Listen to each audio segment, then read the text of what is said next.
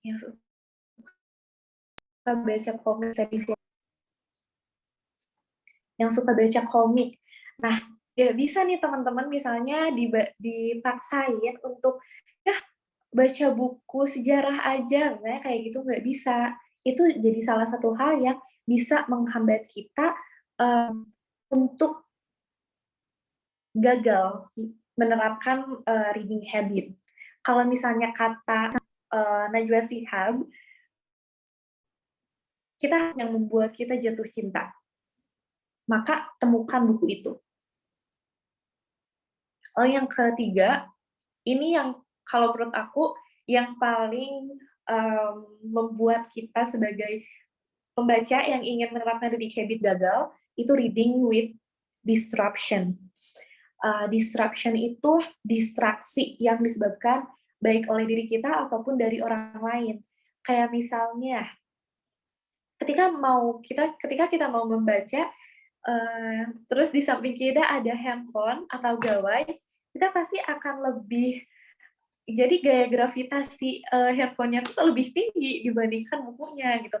Buka-buka media sosial tuh lebih tinggi, berkomunikasi sama temen, chit-chat tuh lebih tinggi gitu daripada membaca buku. Padahal membaca buku juga salah satu hal yang bisa membuat kita jadi lebih nyaman gitu, membuat kita jadi lebih berprestasi dengan membaca buku.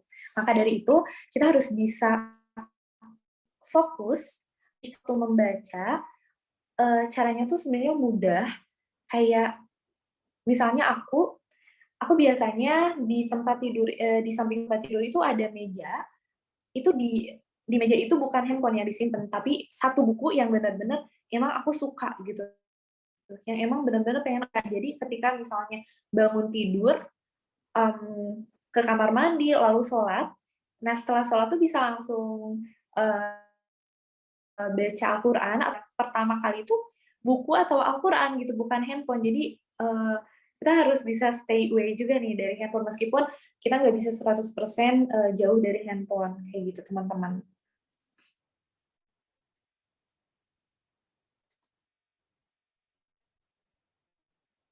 Oke, lalu selanjutnya, nah kita udah tahu kan tadi apa aja yang membuat kita fail atau gagal dalam menerapkan kebiasaan membaca. Ada beberapa cara yang bisa develop kita untuk menerapkan reading habit and stick to it, atau istiqomah nih. Karena meskipun udah menerapkan kebiasaan membaca, kadang aku aja nggak istiqomah gitu. Mungkin teman-teman juga sama, yang dari kecil suka baca, kadang nggak istiqomah juga gitu. Kadang tiba-tiba ada turun naiknya, males baca gitu. Oke, yang pertama nih, yang pertama, karena kita udah tahu nih, dengan memilih buku yang random atau buku yang kita nggak suka terus dibaca itu membuat kita fail, kita bisa ngambil buku yang benar-benar jadi favorit teman-teman. Kalau aku sih sekarang lagi suka buku self improvement. Itu biasanya aku baca karya Leo Babauta, penulis dari Amerika. Ngebahas tentang biasanya kebiasaan, lalu ngebahas tentang mindfulness, dan itu bisa membuat aku jadi lebih berkesadaran juga gitu dengan membaca apa yang aku suka, dengan itu aku bisa menerapkan dalam kehidupan aku sehari-hari. Yang kedua, set aside time for reading. Jadi sebenarnya baca buku itu nggak perlu lama-lama, nggak perlu sampai berjam-jam, asalkan istiqomah. Misalnya dalam sehari sisihkan 10 sampai 15 menit, atau misalnya kalau kelamaan 5 menit aja untuk baca buku. Lalu yang ketiga, read thinner books when you start. Jadi untuk pertama kali baca buku, itu jangan tiba-tiba yang ngambil bukunya yang tebal banget, karena itu yakin akan malas. Jadi stigma kitanya juga udah malas duluan untuk baca. Coba cari buku yang tipis dulu, Dari sana baru deh kita pasti akan suka, akan jatuh cinta sama buku itu. Dan ngebuat kita jadi suka baca juga. Oh, yang keempat, untuk awal menerapkan kebiasaan membaca, teman-teman coba untuk tidak menuliskan catatan atau ya udah gitu, kita bebas aja membaca. Yang penting kita baca dulu aja. Gitu. Terus selanjutnya, ada sign up for the Goodreads Reading Challenge. Jadi kita harus bisa men-challenge. Misalnya aku, salah satu alasan aku ikut Seminggu Sebuku pada tahun 2020, karena aku malas baca. Meskipun aku suka baca, tapi kadang malas juga baca. Tapi dengan adanya teman yang suka baca juga, jadinya uh, aku merasa tertantang. Jadinya ada orang yang ngingetin aku untuk, ayo kita baca. Kayak gitu. Yang keenam, cure atau kemana-mana bawa buku, apapun itu. Lalu sekarang kan udah ada Candi atau Ipusnas, kita nggak perlu bawa buku. Yang lebih suka mungkin ya nggak apa-apa bawa buku fisik. Tapi kalau misalnya yang malas ribet, bisa langsung unduh aja aplikasinya dan reguler membacanya. Nggak balang betong kalau dalam bahasa Sunda tuh. Lalu selanjutnya ada target page per day. Jadi kita harus menargetkan seharinya mau berapa halaman. Jangan banyak-banyak. Jangan misalnya tiba-tiba aku mau 10 halaman aja. Nggak perlu kayak gitu, tapi yang penting tuh istiqomahnya. Misalnya, oke, hari ini 3 halaman. Tapi kalau misalnya pasti kita tuh nggak akan,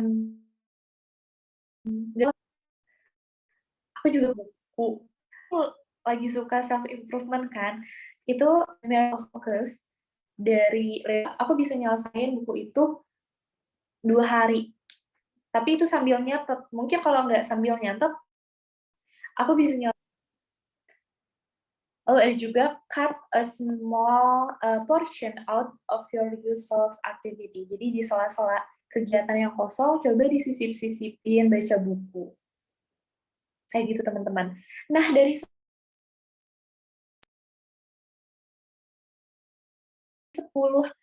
atau kebiasaan baca dan istiqomah, sebenarnya teman-teman bisa pilih tiga aja yang bisa ngebuat teman-teman, dan itu sustainable untuk teman-teman gitu, benar-benar berkelanjutan, benar-benar bisa diterapkan, karena satu orang dengan yang lainnya itu nggak bisa sama.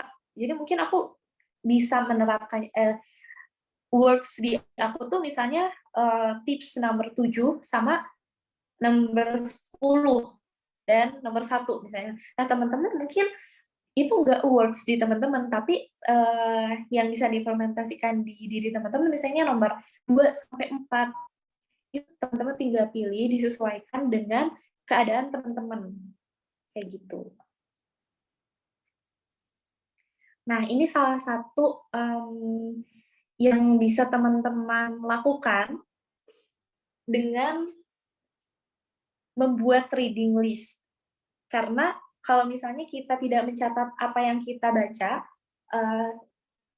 ketika kita tidak komitmen gitu, kayak ya aku niat doang lah, jangan niat doang gitu, tapi benar-benar diimplementasikan. Mungkin nanti teman-teman bisa minta ke pihak panitia untuk dapat materi aku ini bisa di print.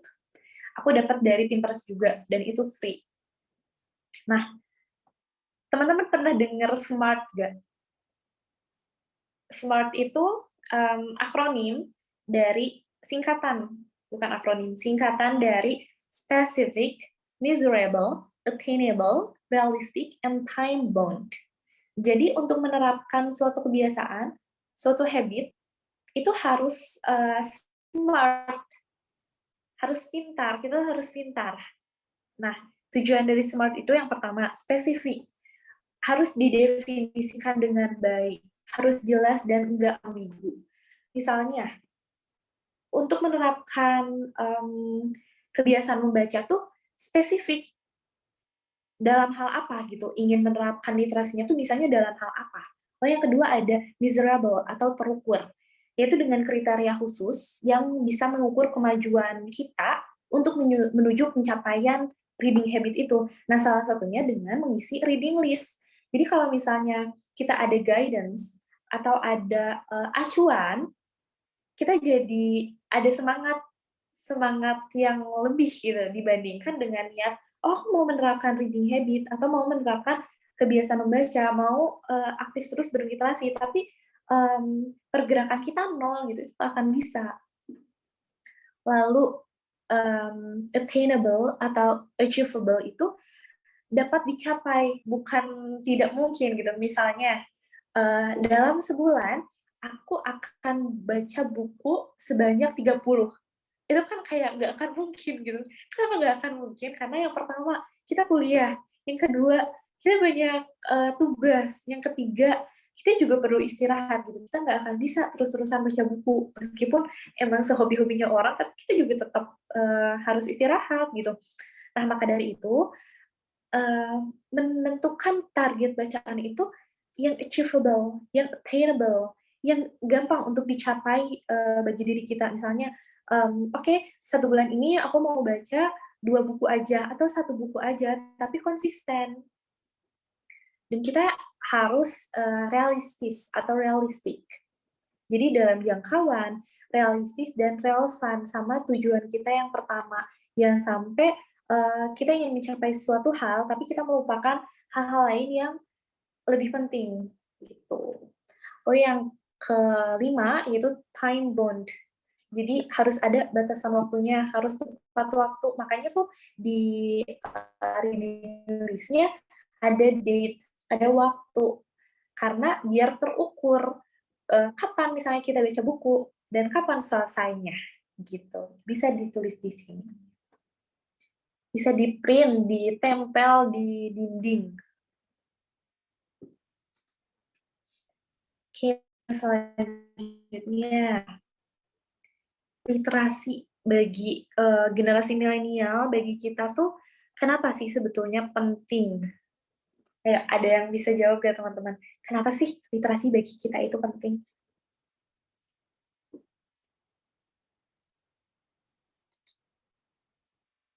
Oke, mungkin dari moderatornya, Kak Winner. Gimana nih Kak Winner? Kenapa sih menurut Kak Winner, kenapa literasi bagi generasi milenial itu penting? Ya,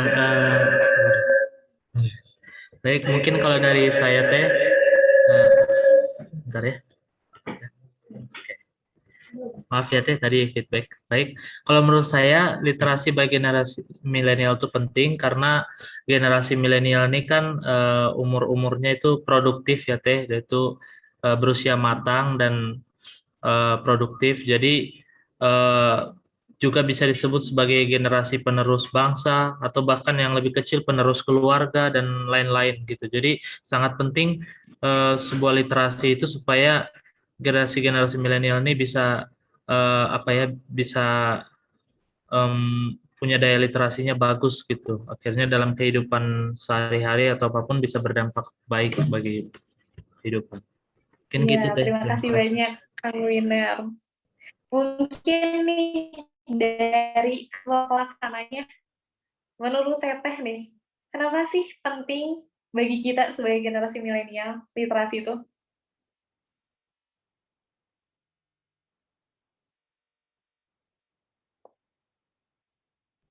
Boleh diulang teh ke siapa? Ke Teteh ketua pelaksana nih aku pengen tahu, kenapa sih Teh penting gitu literasi bagi kita sebagai generasi milenial? Oh ya, sangat penting ya teh. Mungkin apalagi kita eh, apa sih sebagai mahasiswa ya harus bisa berpikir kritis. Nah, berpikir kritis kan salah satunya kita dengan membaca banyak referensi kayak gitu. Udah gitu deh. Iya, terima kasih banyak Teteh. Ini juga ada nih di meeting chat dari Kang Fadil, karena berkaitan dengan kehidupan sehari-hari. Betul sekali, literasi sangat berkaitan. apapun yang kita lakukan itu berkaitan dengan literasi. Kalau misalnya kita maknai.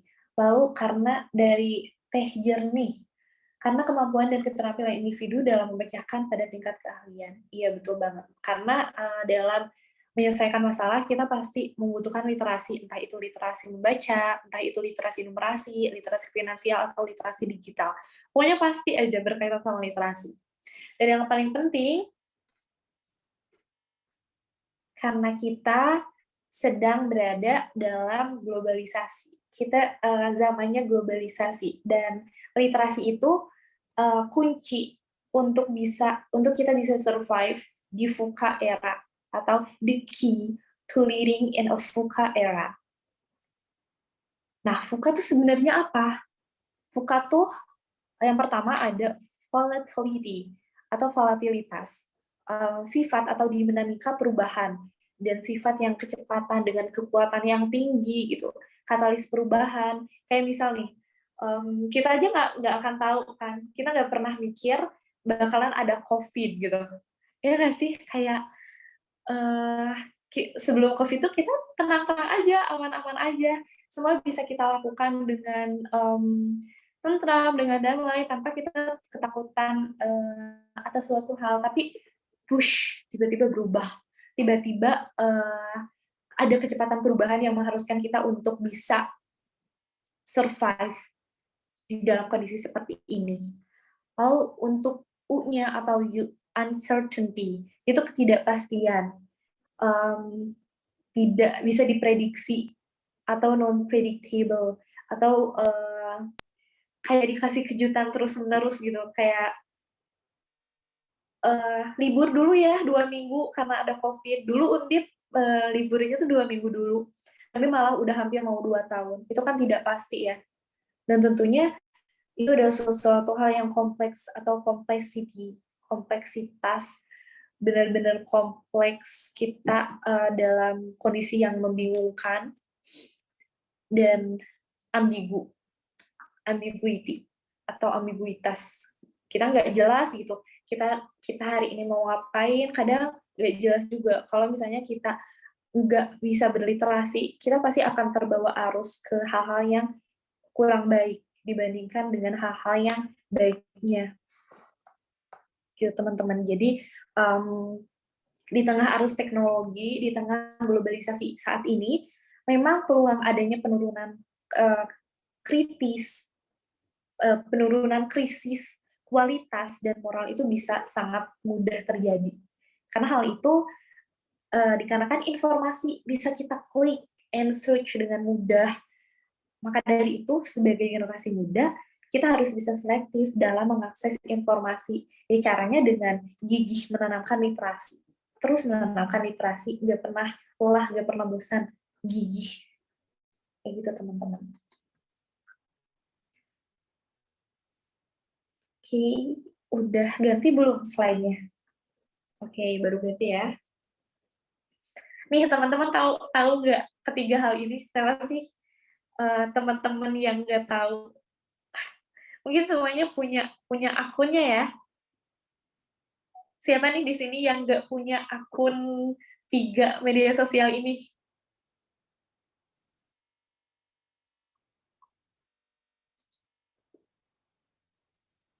Saya nggak punya TikTok.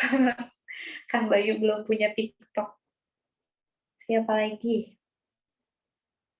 Saya juga teh belum punya TikTok.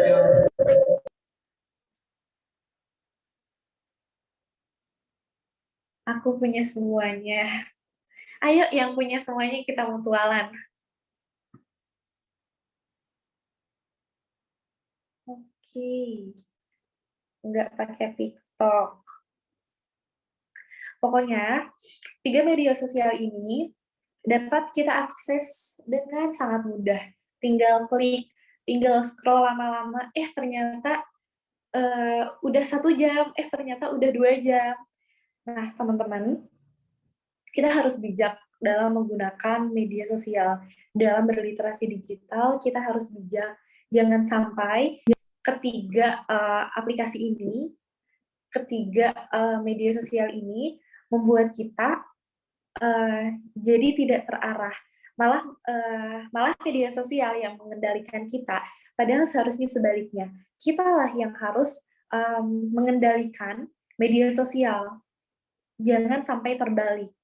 Kita bukan budak dari media sosial, kita punya akal dan pikiran, kita harus bisa punya limitasi untuk main Instagram misalnya. Oke, di waktu cuma 15 menit dan kita harus konsisten terhadap aturan kita, terhadap limit kita. Karena kalau misalnya dibiarkan media sosial yang mengatur kita, media sosial yang membuat kita jadi budaknya, itu kita tidak akan pernah maju.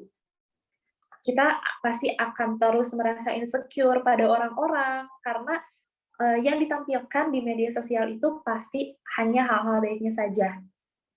Jadi kita bukan fokus terhadap diri kita, dengan media sosial kita malah jadi fokus terhadap orang lain. Kita memang butuh media sosial, tapi kita juga lebih butuh untuk memaksimalkan kehidupan secara real life. Itu teman-teman. Aku punya film nih, kita nonton bareng dulu.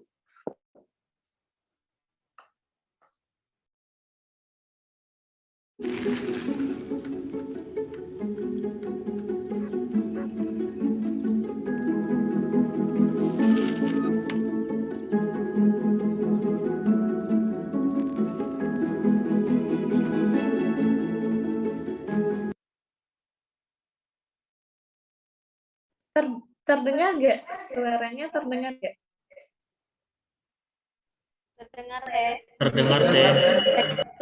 Suara videonya terdengar kan? Ya, terdengar. Terdengar deh.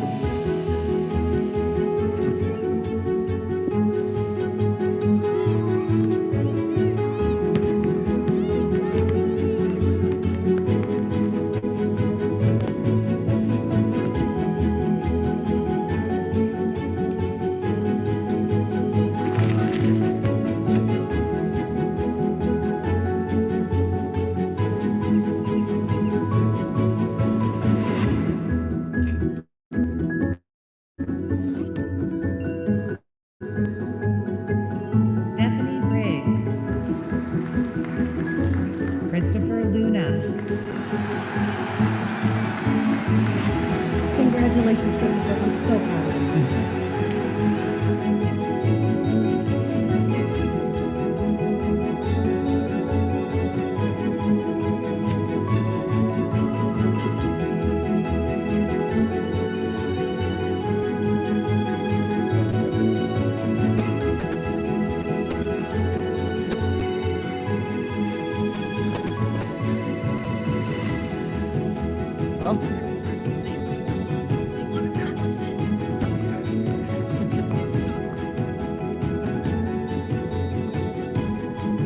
It's an honor to meet you.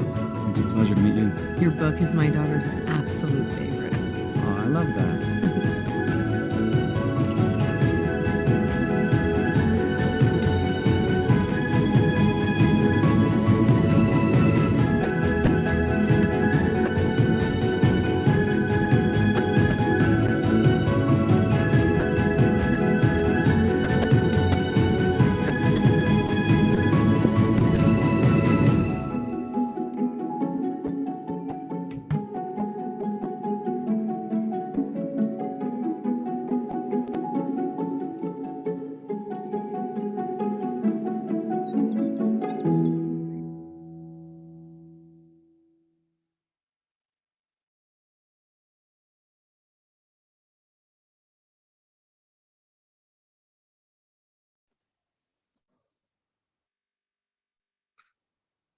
Oke, kita udah nonton barengnya selama 2 menit.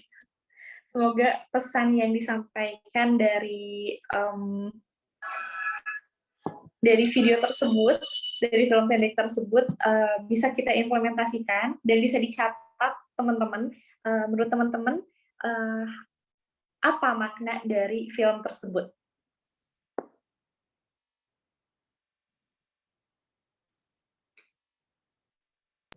Boleh teman-teman, silakan dijawab. Oke, jawabannya mungkin bisa nanti aja di akhir. Aku pengen tahu, pengen ngadain challenge nih sama teman-teman, sama 81 teman-teman yang ada di sini mengenai materi yang aku sampaikan tadi. Ada satu buku yang menarik buat aku, yaitu buku yang berjudul Girls Stop Apologizing, karya Rachel Hollis. Meskipun ini lebih mengacu pada gender perempuan, tapi nggak ada salahnya juga kalau teman-teman yang laki-laki baca juga, karena isi dari materinya itu luar biasa banget sih. Salah satunya yang aku kutip yaitu, you should want to surround yourself with people who are better than you in the areas you want to improve in. Yang maknanya adalah, ketika kita misalnya lagi malas baca, jangan berkumpul sama teman-teman yang lagi malas baca juga, tapi kita kumpul nih sama teman-teman yang kutu buku. Meskipun awalnya kita minder, meskipun awalnya kita, aduh ini gimana ya, misalnya aku nggak pernah baca, dan lain hal, itu malah membuat kita jadi bisa lebih berkembang lagi. Jangan mau berada di lingkungan yang membuat kita stagnan, atau yang membuat kita stuck di situ-situ aja, tapi cari lingkungan yang bisa membuat kita bisa berkembang lebih tinggi lagi, bisa terbang sejauh mungkin. Gitu teman-teman. Oke, udah adalah sekaligus closing statement dari aku. Dan ini adalah berbagai referensi yang aku ambil.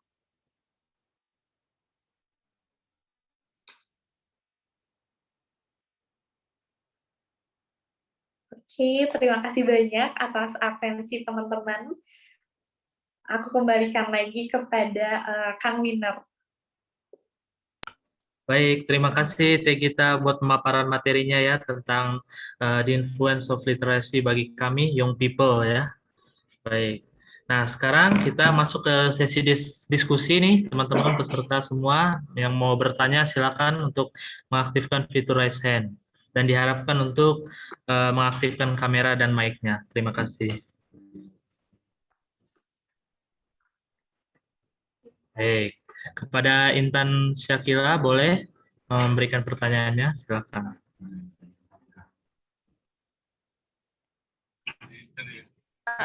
Maaf ya sebelumnya agak berisik, soalnya lagi di jalan.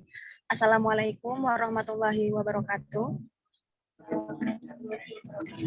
Izin bertanya kita tentang tentang literasi ya. Kan zaman sekarang literasi di negara Indonesia sangatlah rendah karena kurang kesadaran terhadap literasi. Nah, akan tetapi literasi ini sangat bermanfaat dan sangatlah penting bagi kehidupan kita. Pertanyaannya, apa sih upaya-upaya kita agar bisa menumbuhkan atau meningkatkan literasi ini agar lebih baik lagi di masa depan nanti? Cukup Teh, terima kasih. Oke, baik. Terima kasih banyak Teh Intan atas pertanyaannya.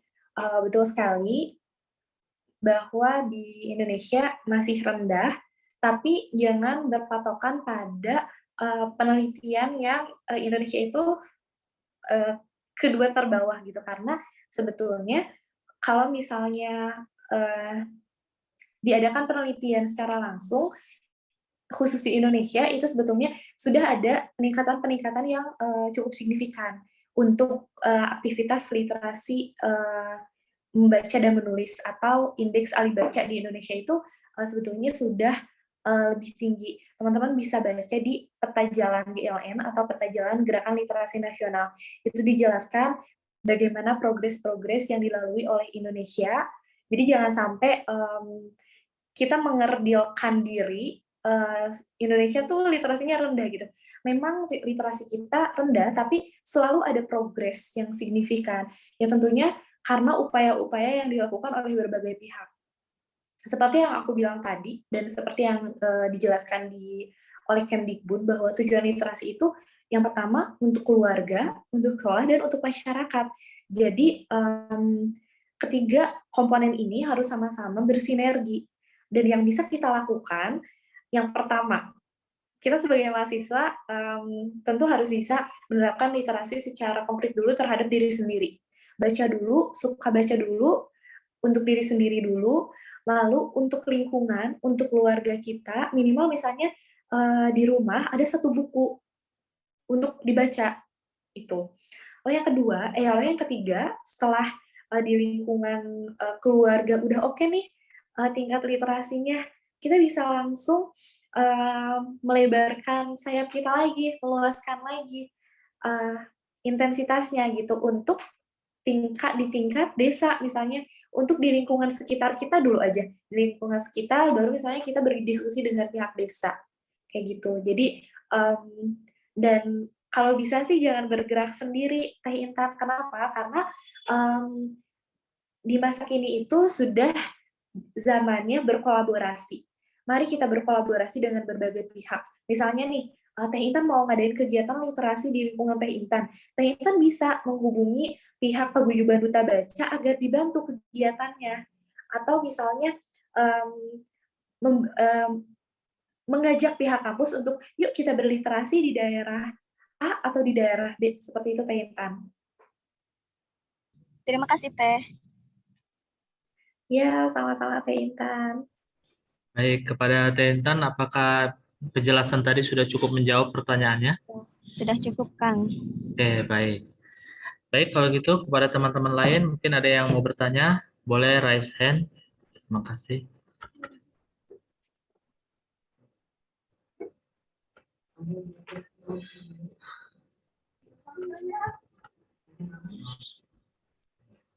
Baik, sambil kita menunggu yang bertanya, saya mungkin mau bertanya Teh.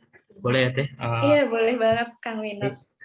Bertanya tentang masalah komunitas mungkin ya Teh, komunitas baca seperti itu kan. Nah mungkin kita sulit mungkin ya kadang mencari komunitas baca gitu ya.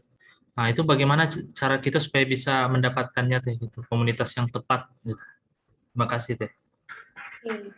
Untuk komunitas yang tepat, biasanya sih aku nyari di lingkungan sekitar dulu. Misalnya, dulu aku pertama kali ikut komunitas baca kan LRCKB gitu. Jadi yang disediakan oleh pemerintah. Jadi kalau aku sih saran aku tuh kayak ikut aja dulu gitu. Komunitas membaca, kalau misalnya ada komunitas membaca atau kepengurusan TBM atau Taman Baca Masyarakat, ikutan dulu aja, nanti kita akan tahu, oh kita cocok nih di sini, atau oh kita nggak cocok nih. Kalau misalnya emang nggak cocok sama lingkungannya, kita bisa keluar lagi, kita bisa cari yang lain. Jangan sampai kita nunggu sesuatu yang tepat, sesuatu yang oke nih gue banget, tapi akhirnya kita lupa dan kita malah jadi telat gitu untuk masuk dan bahkan enggak sama sekali kayak gitu sih Kak. Jadi masuk aja dulu. Ketika misalnya ada suatu komunitas membaca, biasanya banyak sih. Kalau sekarang mungkin bisa dilihat di Instagram juga kayak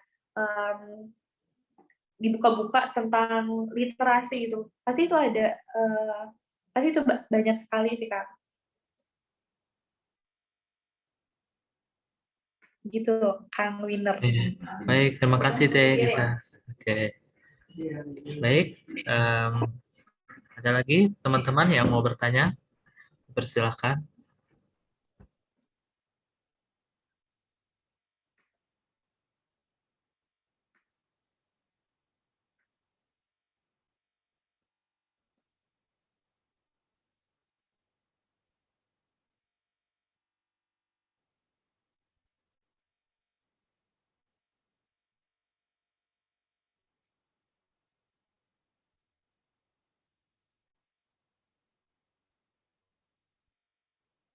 Ya,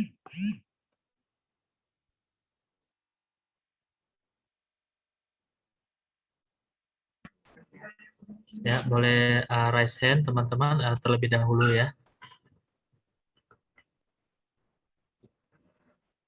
Dan mengaktifkan kamera dan mic-nya jika saat bertanya, jika bisa. Baik, Saudara Alvin Rusdian, persilahkan pertanyaannya. Terima kasih. Ya baik, Assalamualaikum. Jadi gini, kan anak-anak remaja gitu yang ada di Indonesia sangat rendah gitu ya literasi mengenai kebudayaan daerahnya sendiri gitu kan. Kebanyakan anak muda sekarang lebih lebih suka dengan budaya kebarat-baratan gitu, apalagi kan kalau cewek gitu lebih suka tentang K-pop gitu. Nah, bagaimana cara meningkatkan literasi anak remaja zaman sekarang, teruntuknya kita mahasiswa untuk lebih mencintai literasi kebudayaan kita sendiri gitu, contohnya sejarah Indonesia itu sendiri gitu. Sekian, terima kasih.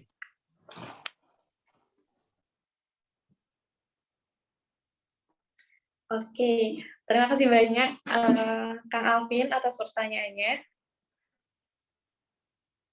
Mungkin bisa ditampung dulu ya, Kang Winner. Mungkin ada pertanyaan lagi biar nanti aku sekalian jawabnya. Boleh deh, baik. Oke, kepada Saudara Ilham boleh mengajukan pertanyaannya. Terima kasih. Assalamualaikum warahmatullahi wabarakatuh. Maaf kita mau nanya, tadi itu kan ada jenis-jenis literasi ya. Nah, jenis literasi apa yang penting buat di era ini gitu? Ngerti nggak? Maksudnya ini nggak sih? Ya, jadi mungkin yang lebih paling ke efektif gitu prioritas ya. Oke. Di era ini. Ya mungkin segitu saja. Assalamualaikum warahmatullahi wabarakatuh. Oke, waalaikumsalam. Oke, yang pertama aku mau coba menjawab pertanyaan dari Kang Ilvan tadi, gimana cara meningkatkan literasi budaya dan keluargaan, apalagi untuk anak-anak remaja dan generasi milenial gitu, yang sekarang kebarat-baratan. Yang pertama, dengan cara yang menyenangkan. Kan kayak bosen nggak sih kalau misalnya kita misalnya acara wayang, yaudah kita nonton wayang aja gitu, kan pasti membosankan, apalagi kita nggak tahu itu tuh ngomongin apa sih, tahun iya gitu. Tapi acaranya dikemas semenarik mungkin. Lalu misalnya untuk anak-anak bisa juga dihadirkan sesuatu yang unik. Misalnya kayak si Pupi, ya aku ngajak Pupi ya teman-teman. Mungkin teman-teman juga pernah ketemu sama Pupi. Halo teman-teman, selamat. Halo, Pupi. Siapa namanya teh? Namanya Pupi. Pupi. Halo Pupi. Ya misalnya kayak ngajak Pupi untuk membahas mengenai budaya gitu. Jadi kan ketertarikan anak-anak, ketertarikan generasi milenial juga semakin ya agak meningkat gitu dibandingkan dengan kayak penjelasan mengenai kebudayaan, tapi penjelasannya itu monoton gitu, nggak asik dan membosankan kayak gitu sih. Ini dari aku itu biasanya kayak gitu. Karena untuk menciptakan suatu hal yang efektif itu harus dihadirkan sesuatu yang unik, sesuatu yang beda, agar ada ketertarikan yang lebih. Lalu yang kedua, pertanyaan dari Kak Ilham, itu jenis literasi apa yang paling penting? Kalau menurutku, semua literasi penting. 6 dasar literasi itu penting. Tapi kalau misalnya diurutkan, mungkin setiap orang pasti akan berbeda ya, Kang. Misalnya aku butuhnya memang literasi membaca dan menulis, tapi misalnya Kang Winner ternyata lebih butuh literasi digital. Bisa kayak gitu. Tapi yang harus dipahami, yang benar-benar harus diterapkan, pertama literasi membaca dan menulis juga, karena kita nggak akan bisa memahami digital gitu kalau misalnya kita buta huruf, ya kan?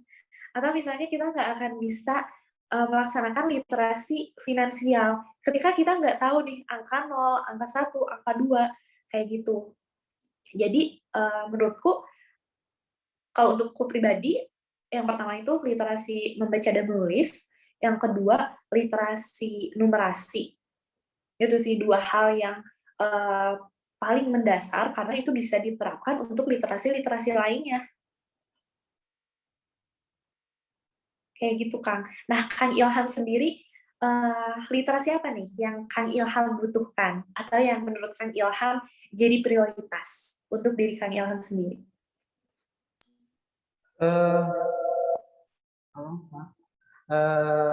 Kalau menurut Ilham sendiri, Ilham sendiri itu lebih suka ke digital mungkin ya Teh. Soalnya lebih suka nonton daripada membaca kayak gitu. Ya mungkin kayak gitu. Iya, betul banget Kang Ilham. Karena literasi itu, kalau menurutku, satu literasi dengan literasi lainnya itu saling berkaitan dan dapat di mix and match. Jadi nggak harus, oke aku fokus di literasi digital aja, tapi kan nggak kayak gitu. Tapi literasi digital tentu membutuhkan literasi membaca dan menulis. Karena misalnya dalam digital juga kita misalnya nih di aplikasi-aplikasi pembelajaran, itu kan misalnya dalam bentuk audio visual, tapi tetap kan kita juga harus mencatat, misalnya itu kan mix and match antara satu literasi dengan literasi lainnya. Kayak gitu.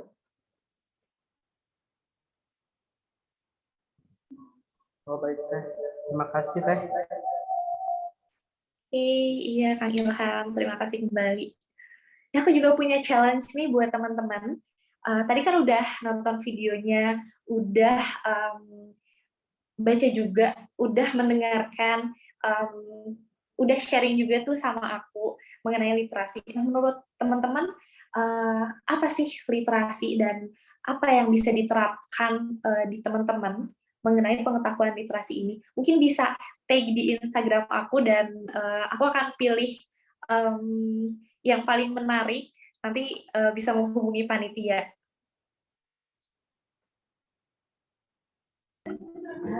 Ya, Teh.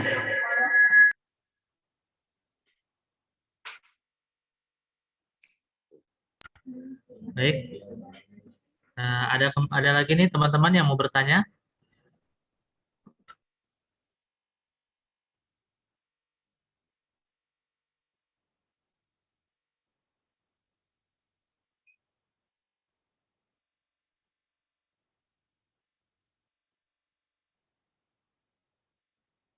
Baik, mungkin tidak ada lagi yang mau bertanya. Ya, baik. Kalau begitu kita akhiri diskusi kita ya pada hari ini. Terima kasih kepada Teh Gita yang sudah memberikan penjelasan-penjelasannya ya tentang pertanyaan-pertanyaan dari teman-teman.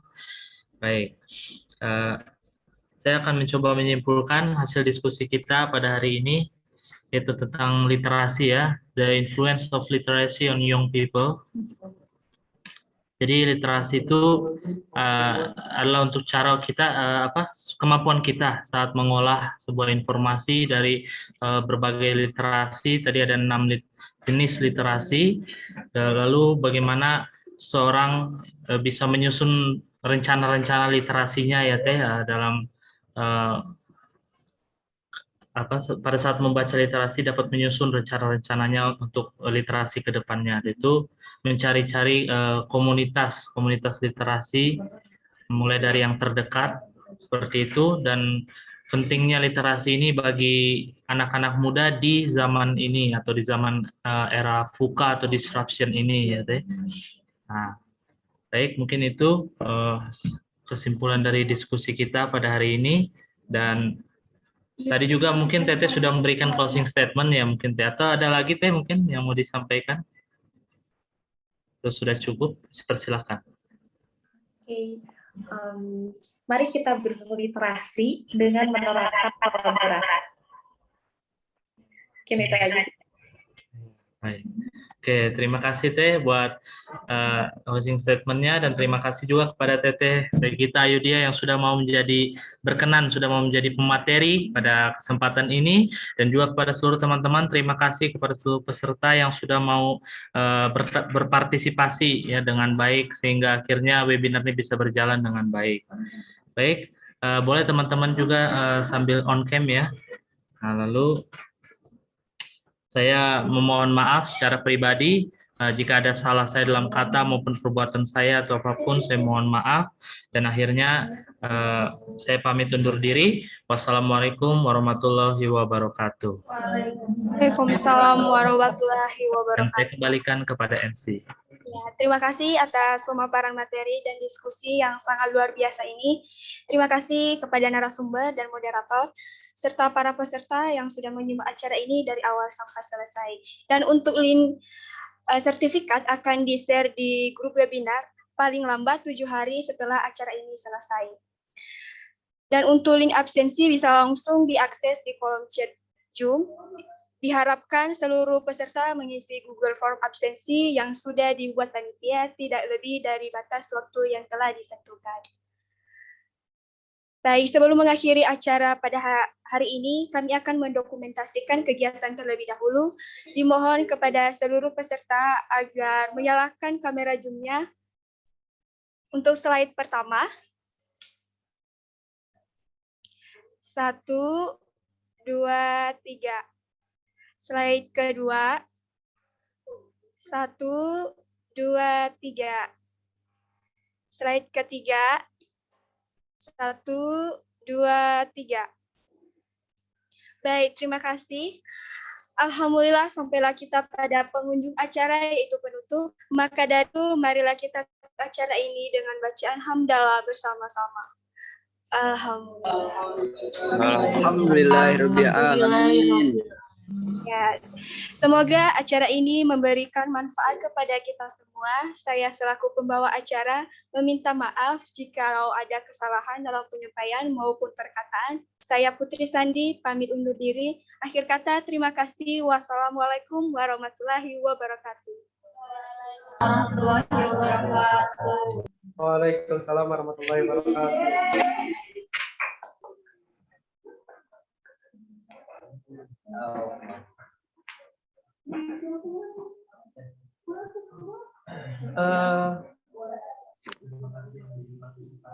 Terima kasih ya Terima teman-teman. kasih, Aku izin teman-teman. meninggalkan ruangan terlebih dahulu. Iya, Ya, Teh. Assalamualaikum. Terima kasih buat teman-teman. Waalaikumsalam. Boleh live.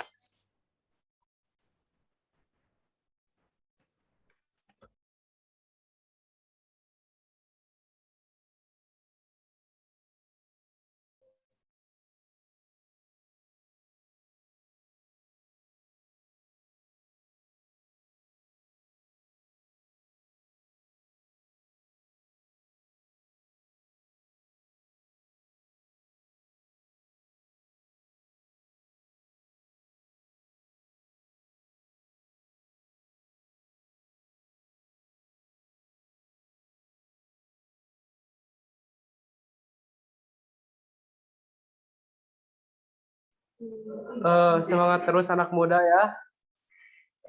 Nanti pantauin lagi, ada lagi webinar. Makasih buat semuanya. Siap, Master. Siap, Senpai. Siap, Master Ilham. Yes.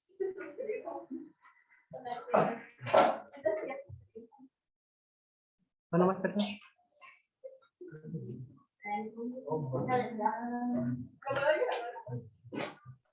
Terima kasih Master Ilham telah memberikan materi. Yes.